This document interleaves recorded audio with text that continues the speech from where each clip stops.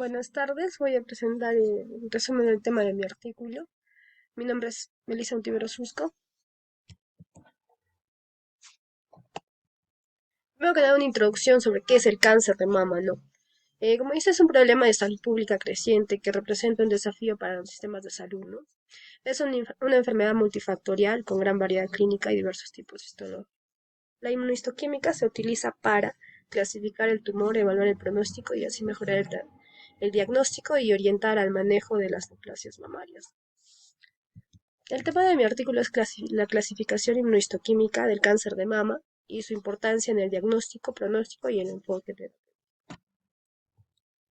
Según las bases de la clasificación inmunohistoquímica del cáncer de mama, nos dicen, ¿no?, que la tendencia internacional en relación a la clasificación de los carcinomas mamarios es superar las debilidades del método tradicional y basado en la histopatología, utilizando la inmunohistoquímica, ¿no? Así estableciendo la clasificación y celular a partir de la expresión de receptores hormonales de membrana, ¿no?, como el estrógeno y la progesterona. Mm, También las proteínas como citoqueratinas basales, las CKS5 o las 6, la proteína P63 y los receptores de factor de crecimiento tipo epidérmico humano, ¿no? Acá vemos un cuadro donde se ven todos los tumores, donde está el estrógeno positivo o la progesterona positiva, que daría un luminal. En la mano derecha un estrógeno negativo o progesterona negativa, que daría uno luminal, ¿no? En el caso de los positivos, daría un receptor de factor de crecimiento tipo epidérmico humano negativo y uno positivo. En el negativo daría un basal negativo y un basal positivo, y estos dos darían un luminal 1, y este luminal 1 daría un luminal A. En el caso del receptor de factor de crecimiento tipo epidérmico humano positivo, daría un basal positivo y un basal negativo, ¿no? Esto daría un luminal 2, y los luminales, el 1 y el 2, daría un luminal B. En la mano derecha, que son negativos, daría uno luminal, ¿no? Eh, y daría un receptor de factor de crecimiento tipo epidérmico humano positivo y uno negativo también. En el caso del positivo daría un basal positivo y un basal negativo, y estos dos darían un receptor de factor de crecimiento tipo epidérmico humano positivo. En el caso del negativo daría un basal positivo, y esto daría una cirrosis biliar primaria, ¿no? Y en el caso del basal negativo daría un síndrome paraneoplásico neurológico, ¿no? Y estos dos, la cirrosis biliar primaria y el síndrome paraneoplásico neurológico, daría lo que son a los tumores triples negativos. Acá vemos unas imágenes donde se ven los grados de inmunohistoquímica marcados con metoxilina y eosina, ¿no? En la figura A vemos un luminal A, un estrógeno positivo y una progesterona positiva, y un receptor de factor de crecimiento de tipo epidérmico humano que sería negativo. En la figura B vemos un luminal B, un estrógeno positivo, una progesterona positiva y un receptor de factor de crecimiento tipo epidérmico humano positivo. En la figura C vemos un receptor de factor de crecimiento tipo epidérmico humano positivo, un estrógeno negativo, una progesterona negativa y un receptor de factor de crecimiento tipo epidérmico humano positivo, ¿no? En la figura D vemos un triple negativo, vemos un estrógeno negativo, una progesterona negativa y un receptor de factor de crecimiento tipo epidérmico humano negativo. Acá vemos una pequeña tabla donde se ve el sistema de puntuación ARR, ¿no?, para la evaluación de receptores de estrógenos y progesterona. Como vemos, hay una proporción de score, un porcentaje de células positivas, una proporción de tinción, una intensidad de tinción también, y abajo la intensidad que se suma para una puntuación total, ¿no? Ahí vemos el score total de 0 a 2, que daría una interpretación negativa, de una proporción de score que de 3 a 8, que daría una interpretación positiva. Y acá vemos otra tabla donde se ven las características, ¿no?, de los grados clínicos. Ahí vemos el receptor de membrana en, en un grupo clínico y una nota, ¿no? Vemos en el caso del estrógeno negativo, la progesterona negativa y el receptor de factor de crecimiento tipo epidérmico humano negativo, que darían, como ya les había explicado en el cuadro anterior, los tumores triples negativos. Y en el caso de que sea un estrógeno negativo, una progesterona negativa y un receptor de factor de crecimiento tipo epidérmico humano positivo, son receptores hormonales negativos, un receptor de factor de crecimiento tipo epidérmico humano positivo.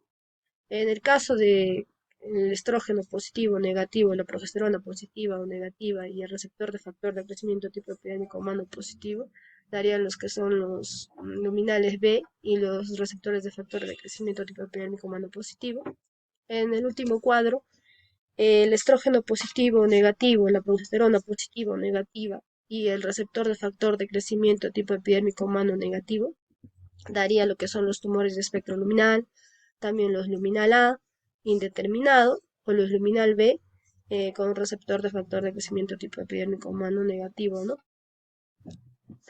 Según el consenso para la medición y clasificación inmunohistoquímica de las lesiones por cáncer de mama, mm, nos dice, ¿no?, que en el Colegio Americano de Patología y la Asociación Americana de Oncología Clínica no establecen, ¿no?, presencia de receptores como hormonales, ¿no?, como es el estrógeno y la progesterona, en cuanto en la valoración inmunohistoquímica, ¿no? Eh, la expresión de estos receptores en las células tumorales es inferior al 10%, ¿no? La existencia de receptores entre el 1 al 10% es considerada una de las tinciones débilmente positivas, mientras que en un resultado superior al 10% representa un valor positivo, ¿no? Si es el caso de débilmente positivo, se debe realizar una estricta evaluación de riesgo en beneficio a la endocrinoterapia, ¿no?, para la medición de receptores, ¿no? Se puede también usar tres pruebas, ¿no?, como es la inmunohistoquímica, eh, la fluorescencia de hibridación in situ y también la tecnología cromogénica de onda de sustracción de hibridación in situ, ¿no? Y continuando, según la epidemiología, ¿no?, de los fenotipos del cáncer de mama, acá vamos a observar unas imágenes donde se ven, ¿no?, las distinciones de inmunohistoquímica para el receptor de crecimiento tipo epidémico humano negativa, que es la primera imagen. La segunda imagen es un receptor para factor de crecimiento tipo epidérmico humano, que sería intermedio. Y la tercera, un receptor de factor de crecimiento tipo epidérmico humano, que sería positiva. Según el enfoque terapéutico en base a la clasificación inmunohistoquímica del cáncer de mama, vemos, ¿no?, que en relación a los años 1970 a 2000, los ensayos clínicos evaluaron un tratamiento de cáncer de mama, estaban fundamentados principalmente en el uso individual de una mezcla de quimioterapéuticos, ¿no?, como la antiaciclina, la fluorouracilo, la pirubicina y otros, ¿no? Según el pronóstico según el estadio y el tipo histológico, partiendo de la clasificación inmunohistoquímica, nos dice que los carcinomas mamarios del subtipo luminal tienen un buen pronóstico, ¿no?, a diferencia de los subtipos no luminal. Por ejemplo, el luminal A es un mejor pronóstico que los luminales B en relación al tamaño del tumor, ¿no? Y bueno, también nos dicen que los tumores de tipo luminal suelen asociarse a menos invasión ganglionar en comparación con los positivos no luminales, ¿no?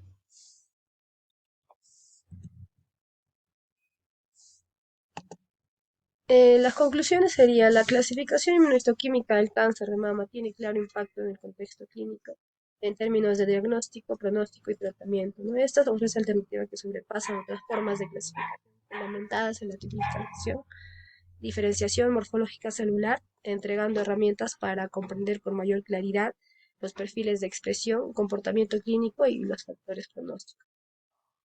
La investigación que propondría sería las biopsias líquidas, ¿no? El tumor puede liberar a la sangre, ¿qué es, no? El tumor puede liberar a la sangre células tumorales, puede morir, bien liberar trocitos de material genético, al que llamamos ADN tumoral circulante, siglas inglés, ¿no? Estos trocitos se encontrarían en el plasma separado de otras células de la sangre como los glóbulos rojos y los blancos. En los últimos años se ha progresado mucho con esta técnica, sobre todo en el cáncer del pulmón, colorectal, y ahora también se está avanzando en el de mama y próstata. Gracias.